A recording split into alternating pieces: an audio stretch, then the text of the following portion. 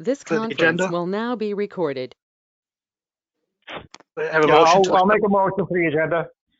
we have a second? Brian, And I do we have- second it. And do we have anyone to move to accept the minutes? Of course, there's so much any changes, anybody wants to make it any time with an hour later, can we accept them as so far? They look good to me. It's Anyone Jerry. second? Yeah, they look good. Okay. I hope everyone's doing well. Lisa, you've taken attendance. You have everyone. Do you need to go through it again on the record? On the record, we have Mark, Larry, Marilyn, Brian, and Jerry. In addition, on the phone, as our guests, we have Matt Kessler, Matt Camper, Andrew Pollock, Christopher and Deborah Greif, and we have been joined by Hector as well. Okay. Hector, you're on right now? Yes, you want me to You're on- stay you're on or off? Are you on by phone or are you on by video? Just phone. And you have somebody else as well from your office going to be on it? Nope, nobody else. Nobody else? Okay. I guess let's start with Hector. We always do stuff afterwards. Like I said, it's not going to be the usual kind of meeting. I think we're not going to go through a lot of the other reports and stuff. I think what we're all interested in is what is happening at the railroad and also MTA. We've tried to keep in touch with them. Hector's been pretty good at keeping in touch. I think they themselves are working day to day on things. So if you don't mind, if everyone doesn't mind, I'm just going to open up initially for Hector to give us an overall, and then Hector, you're okay with taking questions after that. Is that correct? Yes. Okay. So you want to start off with kind of from the beginning, from the first week when you didn't really cut back service, leading up how that was and leading up to eventually the cutback of service. All right. So at the beginning, we were just, keeping trains running as normal. But as the situation started changing, we started, keeping more employees home. So anybody that didn't have to be, that wasn't essential for operations, everybody else essentially is working from home, telemeeting. So it's been like almost 3 weeks now. But obviously, just the cleaners and train crews, engineers, and folks at the shops, as people are getting infected, then we've been losing some employees. So that's part of the reason for cutting back on the service, is to kind of preserve employees and keep. By running less trains, we have more employees on reserve. So as they can step in as needed. Overall, MTA wide, there's 744 positives as of yesterday. Railroad, of those, 76 were railroad employees. Of people that have been infected, 85 have come back to work, so some people are getting better. And then MTA wide, in terms of home quarantine, that they were either, so whenever an employee is positive or reports that he was positive, then they have to report in anybody that worked with them in close proximity. Those folks are sent home also. So MTA wide, there's like 4,229 people on quarantine and 368 railroad people. In certain things, like at Jamaica, where our control centers, and MTA wide, and in certain places where you can't help people to be somewhat close together, what they're doing is, taking people's temperatures as they come in to make sure nobody's sick that's coming into the work site. And you're stepping up the cleaning, not just at stations and trains, but also all the work sites where there's shared tools or shared phones or whatever, desks, all that is being disinfected daily. I think this. Waiting rooms. Also, waiting rooms. Yeah, we're basically closing the waiting rooms after like 2 p.m. or so, just to scale back, so not have to keep cleaning them. Because one of the things is not just, I know you've heard in the news, there's shortage of masks and gloves and cleaning products, the disinfected wipes and things like that. So we have a stockpile, and then at the rate of things are being cleaned, we're going through that very fast. So we're trying not to run out. We haven't run out. So we're trying to, that's one of the strategies to cut back on station, just to not have to clean areas. As of tonight, Penn Station, the West End concourse, that new concourse on the west side, we're closing that. We had started closing it 2 weeks ago at 9 p.m. But now we're going to close it indefinitely. What's happening is at Penn, actually not just Penn, just throughout the system, railroad and subways, a lot of homeless people are hanging out at stations. So working with Amtrak and the police department folks and the homeless outreach folks, they're trying to decrease the amount of unused space at Penn Station overall, so that they can't find places to hide, and so that's happening. What about the food places? Are all the food places closed at Penn Station now, or are they open when you're open? I mean, officially they're still allowed to be open. In terms of the plan was we notified Renato that as of June, the rest of those remaining businesses would vacate. But we haven't given them we're a little delayed before this happened, so we're not kicking anybody out by June, but they may wind up leaving on their own because if there's no customers, they're not making money. All right. And we also discussed, can you go over the issue on tickets and people who've had monthlies and weeklies and how that's going to work as far as people who've not used them or can't use them or as you know, my situation where, with mail and ride, those automatically went out, pretty early. The people who are not even using them but got them and paid for them. I even know people who canceled it, but they were still charged them. So can you talk a little bit about that whole process? Well, mail and ride, the April ticket, you don't get charged until, so people have until tomorrow, and we sent out an email blast yesterday directly to mail and ride customers, and one last week, that as long as you don't open the ticket, you can just mail it right back when you get it. You won't get charged, you won't get billed. In terms of what happened last month, anybody that tried to stop at the middle of the month, it just our normal refund policy applies. We were trying to waive the refund fee, but MTA-wide they're keeping the policy as is. They haven't changed anything. Okay. What else can you tell us? Are the workers who are on the trains, are they wearing masks now? Because I took it until last week. I was still taking it, and I saw no conductors were not wearing gloves or masks or anything when they were coming through the trains. Has that changed? Well, we're following the CDC that said unless you're sick, you didn't have to wear a mask. Employees, even though we weren't issuing masks to them, if an employee felt safer having one, we weren't stopping them from doing so. We were issuing gloves to conductors. So some of them, it was optional. It was up to them. So some of them were using gloves, some of them were not. But as of last week, MTA got a big delivery of masks, like 75,000. So I think now we're transitioning towards employees can use them, but it's up to them if they want to use them. If somebody's sick, obviously they have to wear it, and we're actually telling employees if you're sick not to show up to work. So that's what we're focusing on. Okay, can you tell us about projects and what's happening with all that kind of stuff? So projects are still happening. Third track, New Hyde Park Road, that closed about a month ago. So we have a big hole there. We want to complete that. Right as of now, no projects are being stopped. As long as we have the employees and for them to safely be able to work. They're changing how they manage and they're changing in terms of we have less on-site people, and also in terms of like the behind the managers and stuff are more working remotely, and the guys in the field, if they have shared tools, they have to clean them in between uses. They have to try to keep their space. But when actually right now we're not starting any new projects because we're very concerned with finances. So stuff that's underway is going to continue, and we have to decide whether to start anything new. So everything new stuff is kind of on hold right now.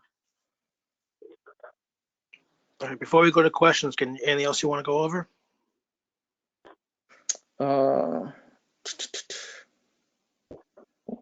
Can't think of offhand, but I'm sure it'll come up in questions. Anything I forgot? All right, so Lisa, how do we work these with questions? So we just open it up, or is anybody can how do someone acknowledge they have a question? Well, we can, people have been really good at muting themselves. I don't know if you want to go around and ask folks on the council first if they have any questions. And if you want to do like a round robin, a phone call, and then open it up further. And so you, that might be a good way to go about it. Okay, well, since I see Brian up on top there, you're gonna be a sacrificial Like the lamb. Brady Brian. You wanna Bunch. go first? You have any questions Right. you want to go first? I did not. The questions I was going to ask were the ones that you did about PPE and the refunds. I have an opinion about the refunds. You know, Sure. They're- Well, they're- go ahead. Sure. Go ahead. Say it. they're keeping the normal policy for March, but you know, if the service change and understanding of what riders are dealing with, the fee should be waived. And you know, I don't know how they would work it, but future purchase, you know, especially for the monthly holders, how do they prorate the amount that was actually used prior to it not being used? And if anyone has one that's digital, I'm sure it's something that can be looked up for each person's ticket. You know, they started using it on the 1st of March.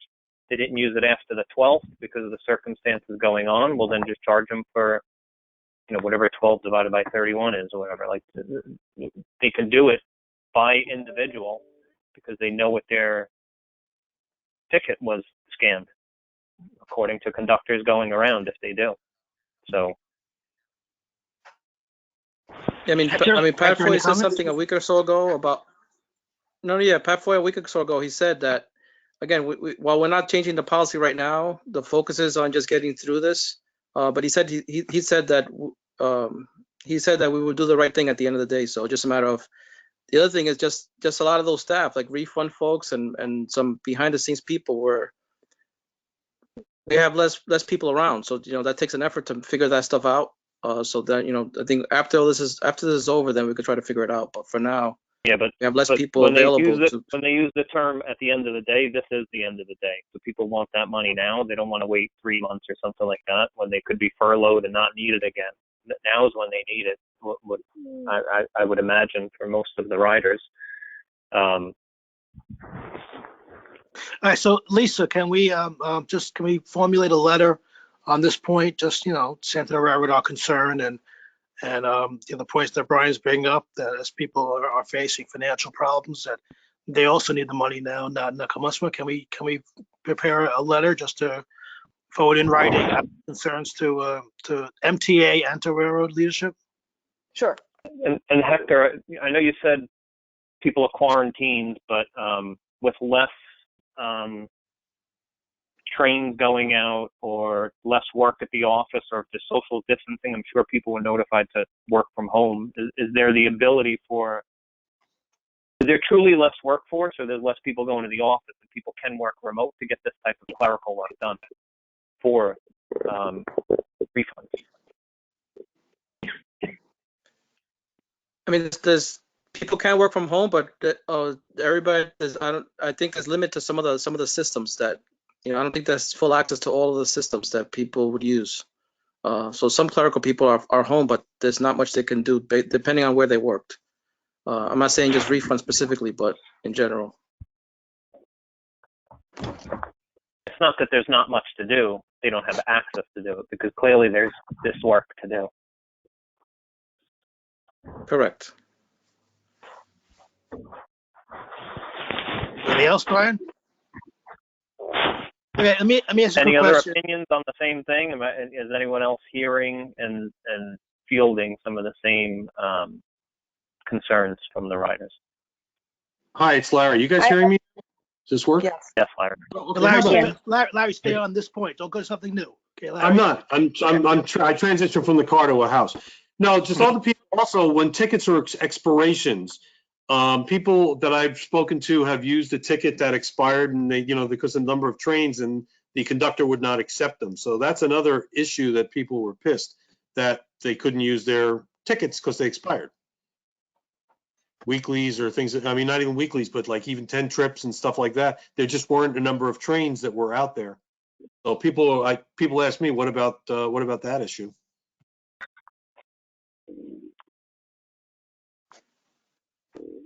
Hector? I mean, we're still running like 65% of service, so I don't know if it's fair to say that people couldn't get a train. I just know because when I was on the train, people were saying that the train, because the schedule changed and it wasn't convenient and things of that nature. But I mean, right now, when I'm going in the city, I'm driving, so I'm not taking the train. So Sorry to even say.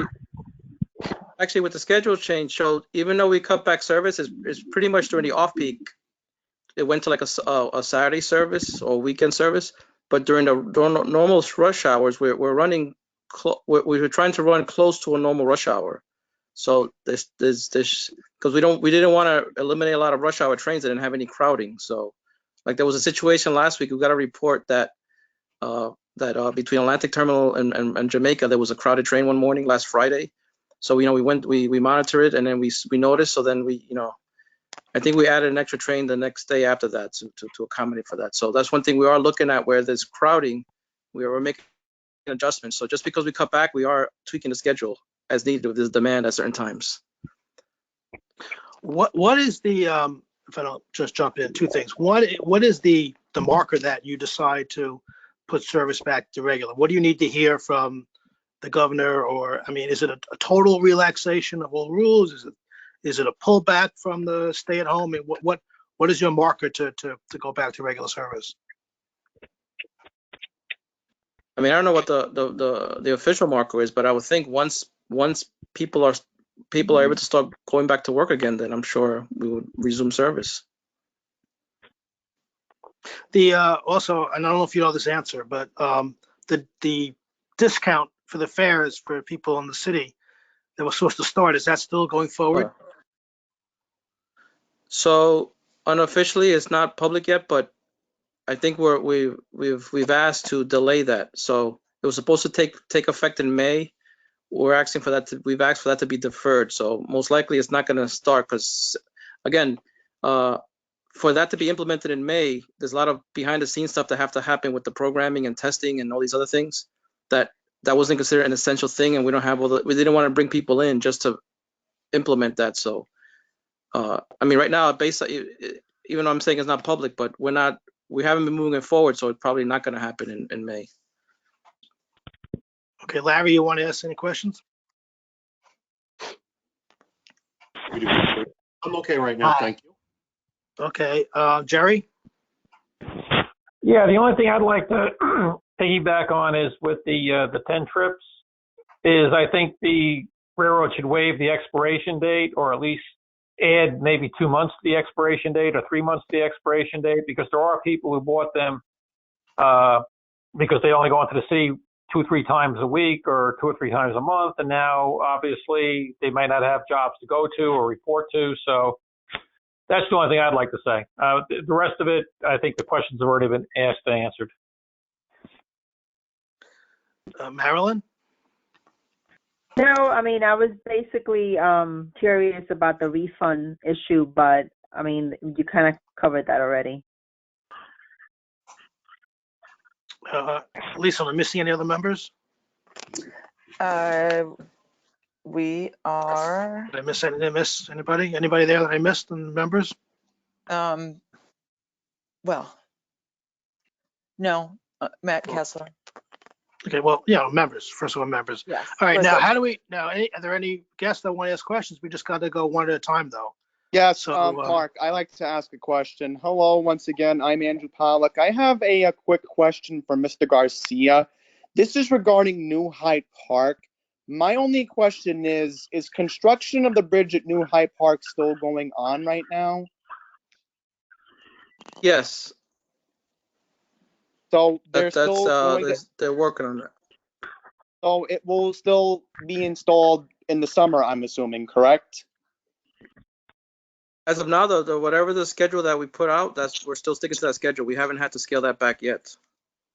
All right, and one last point. I was very pleased to hear in President Ng's report a couple weeks back that the LIRRC is still going to implement the PCT on time. So let's also hope that that goal will be accomplished on January 1st.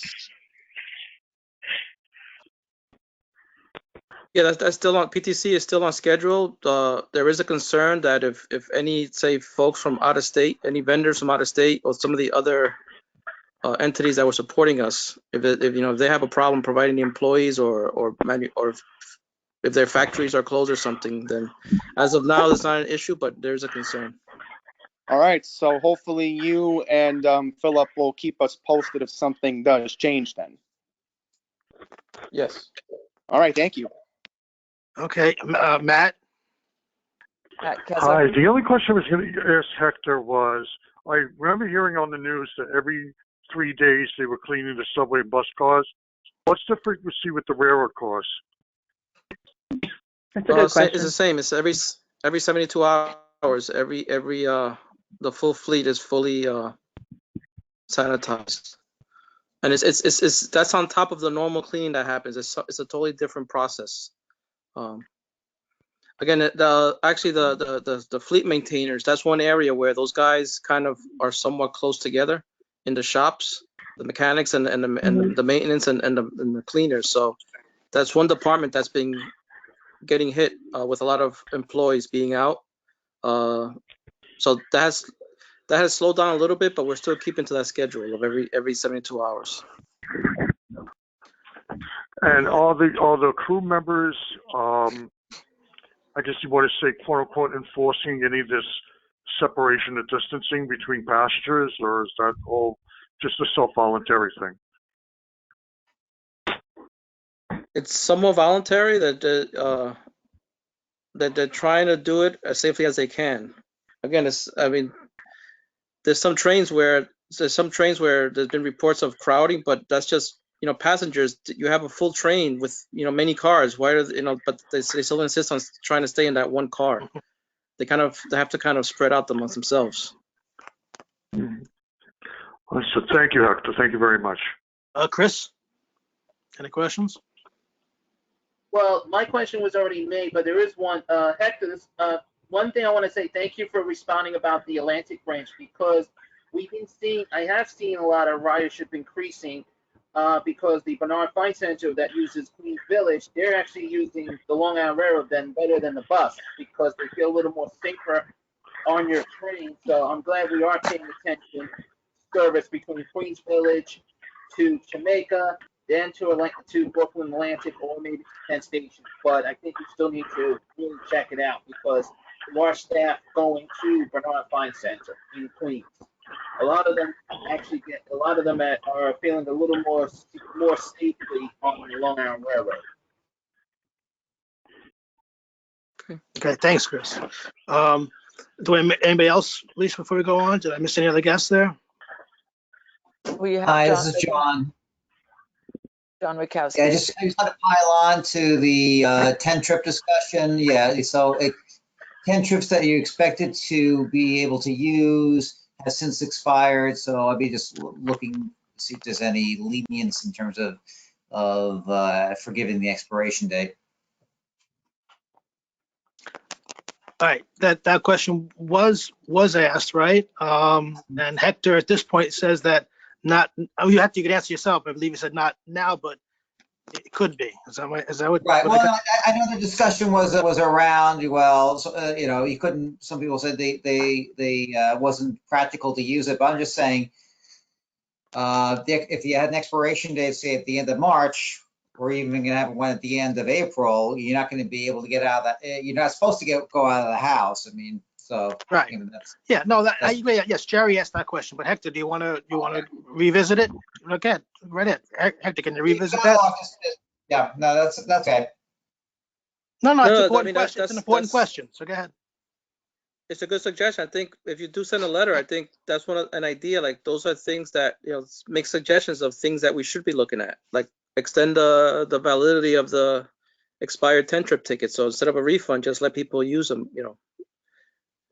So I guess we will welcome other ideas like that. Okay, Hector, do you have anything else you want to bring up before we go on to the next topic? Because we're trusting you're going to give us behind the scenes things we may not think of that you guys are working on that we should know about. Yeah, I mean, right now we're just trying to get by, and then and hopefully everything gets back to normal soon enough. Right. Okay, I mean, Lisa, you overall there is a concern. There is a concern with just finances with the loss of I guess when it comes to ridership, we've been saying that it's the last time we got officially counted was about 2 weeks ago. It was like 74% or 76% less Yeah. riders. Yeah. We stopped those counting, but because that wasn't essential. But every day we are compiling ticket sales, so ticket sales are down like over 90%. Wow. So even though at the federal level there's some of that money that comes to the MTA, we really don't know what is going to mean after. Do you know what about parking? Financial. People have like Hector. parking. Are they going to be punished if they don't renew it for a month and then lose it? Because there's waiting lists in a lot of places. Do we have anything as far as that? Or do you coordinate with the towns at all about railroad parking lots? Anything? Actually, last week we did reach out to different towns and some towns and villages to see what they were doing. Most of them, they're waiving their normal permits things, or they're not even paying attention to it because people aren't really riding. Not too many people are taking the station, so they're not really focused on that. I thought Current announced that they suspended the boot program and parking and meters. So the stations would fall into that. She announced that countywide. Yeah. But I did want to go back to you saying there's no money coming in. Are people being furloughed or anything? I haven't heard it on the news, and I'm sure if you know something that isn't made public yet, you can't share. But in order to save expenses, what are they doing? I mean, Pat Foy announced at the board meeting last week that's not being discussed, any furloughs right now. We need the employees we have. In a sense, the ones that aren't on site, we need like some reserves. So if more employees get sick, we need people to be able to fill in. So right now we need the employees we have. I think the main point is just, I guess, on projects. I think we did get permission to use, I think it's part of the new budget. I think we got two things came out of that. One is I think the MTA is going to be able to use some of the central business tolling that exists now. I think we're going to be able to use some of that to subsidize the MTA. I forgot what the other thing was. Oh, and then just holding off on awarding, capital projects. So we're not going to be starting new things. The money that we have from the capital program, we're going to kind of hold it in reserve, and then see what happens. May I ask you a question? Yes. The 4 billion or 3.8 billion or whatever, however much the actual number from the feds that was awarded as part of the stimulus, do you know how it's going to be broken down and among the operating agencies? Is there any idea of what the distribution is going to be, when that's going to come, and the like?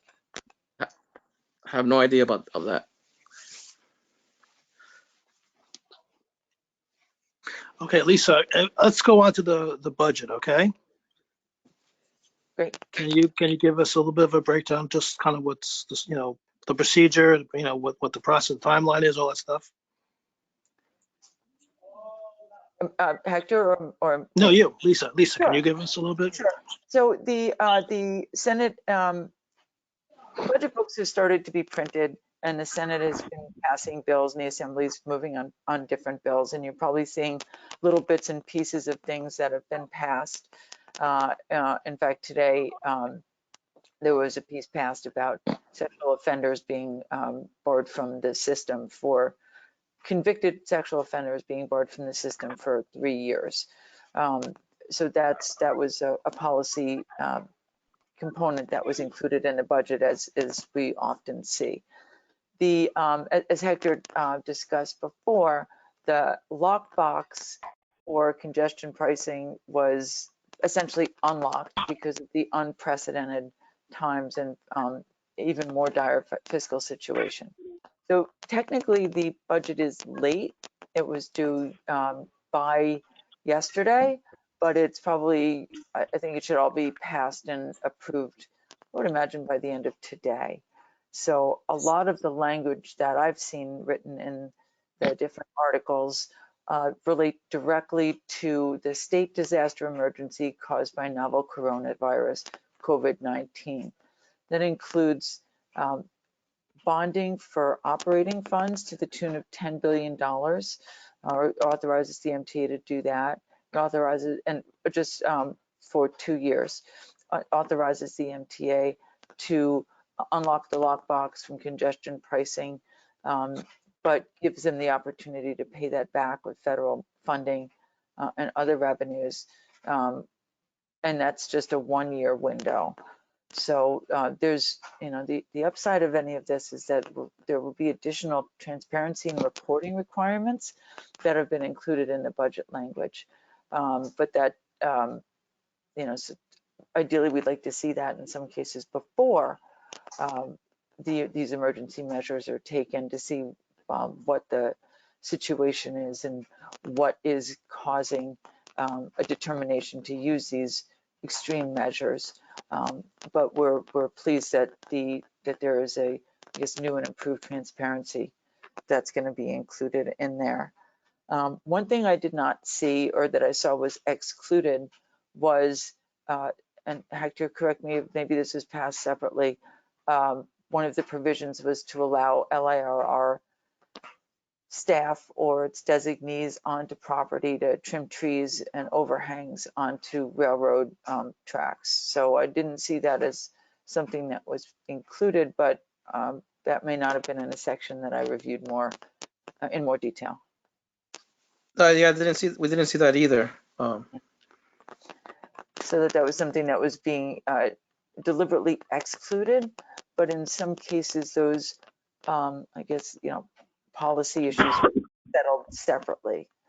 I think that was something that Senator Comrie had raised as a concern, but I would imagine that the focus on passing what basically is, a war on virus budget in a very brief turnaround time with a lot of question marks, it still leaves room for conversation to be had, at the same time that there is also an opportunity to revisit every quarter to see what the projections are, to see what revenue is needed, and to see what funding shifts may need to happen.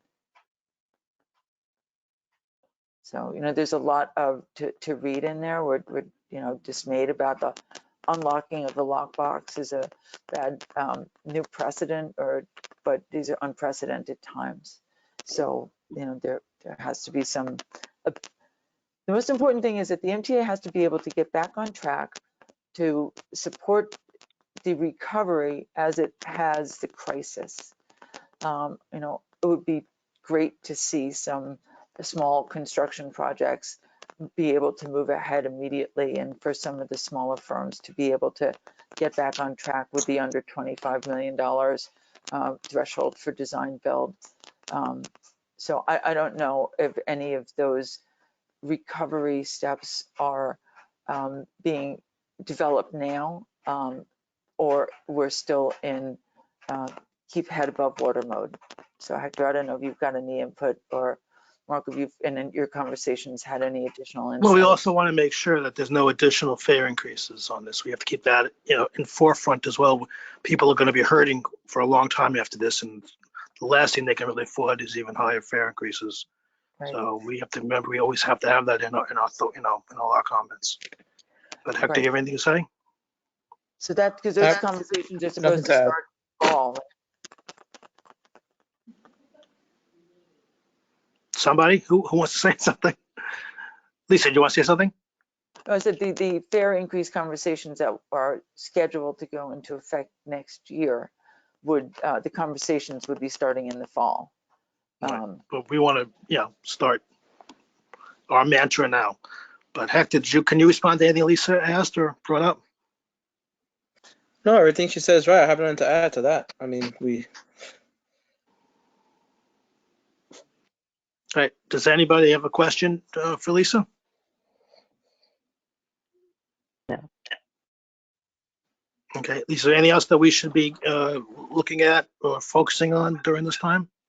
One of the things that, we're continually reminded of, or that the frontline workers include the people who operate the trains and the buses.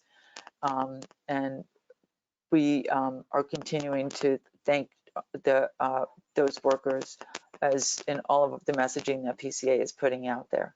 So, these are really, as I said, unprecedented times, and people are still showing up for work and doing what they have to do and moving the region. So, it's and getting people where they need to go. So we're just continuing to pursue that. At the same time, we're also working, closely with other advocates to look at whatever conversations can be had about including additional funding for the MTA in next stimulus packages, and the transportation reauthorization legislation that's due to be passed or discussed or run out in a few months. So next steps are on our minds as much as what's happening today.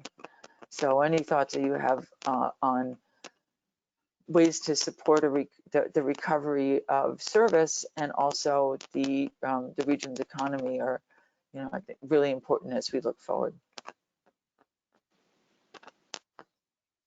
Okay, thank you. I'm not sure how much longer we keep everybody on. I know we're all running, doing things. I'm sure everybody's working remotely as I'm trying to do. And is there anything else anybody wants to bring up before we close out? Because I know Hector's got to get back to work.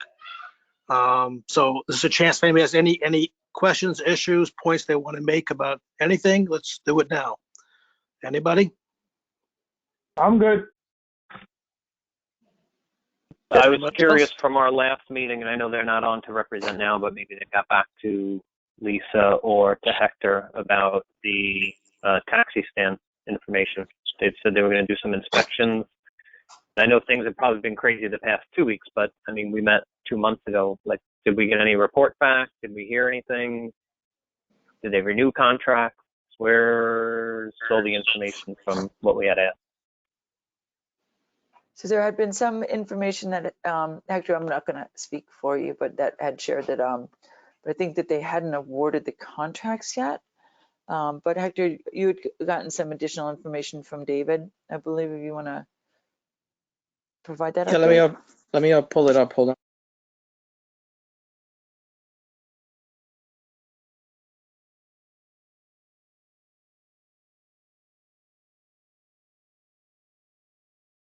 Hello?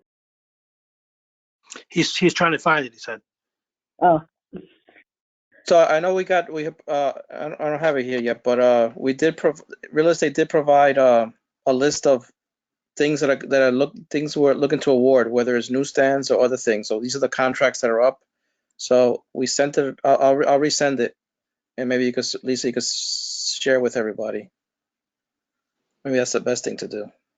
Sure. I don't know if you want to, Mark, do you want to send it to everybody? Do you want me to send it Well, around? I'd like to see it. I mean, I've been, I didn't know you got stuff back. I've been pushing this issue for years. I'd like to see this stuff, and then we can circulate it with, ideas and kind of feedback and see what it is. So I'd like to see it. Sure, I'll send that back around to you.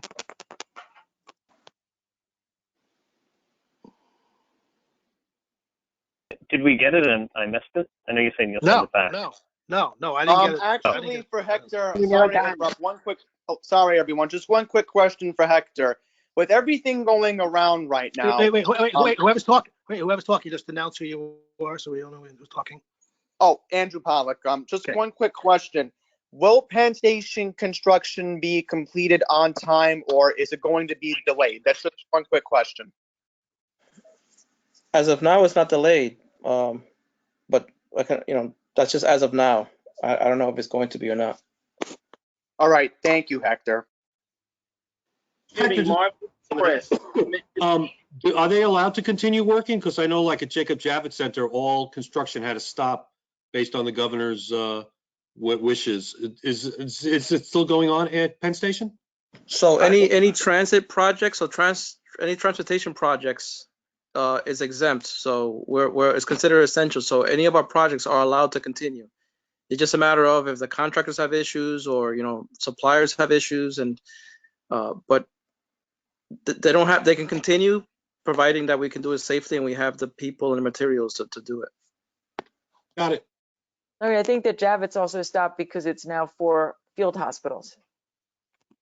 Yeah, but the construction is on the totally other side, but apparently the governor, Cuomo, stopped all construction that's non-essential or whatever, so all the construction there stopped. Infrastructure was excluded from that edict. So infrastructure can proceed. All right, guys. Unless there's something else, I'll let everybody get back to what they're doing. Does anyone want to move to adjourn, or I'll take the move? Anybody? I'll make the motion. It's Jerry. Is there a second? Brian, I second it. We will send around the sample letter that staff comes up with on the issues before we send to the railroad for anybody's thoughts, okay? Okay. Really appreciate it. All right, everyone take care and be safe. Thank you Be all. All right, safe, thank everyone. you. Everybody. Thank you. Bye, I'll be safe. Okay, be well, everybody. You Bye now. Okay. Bye. Bye. Bye. Be well.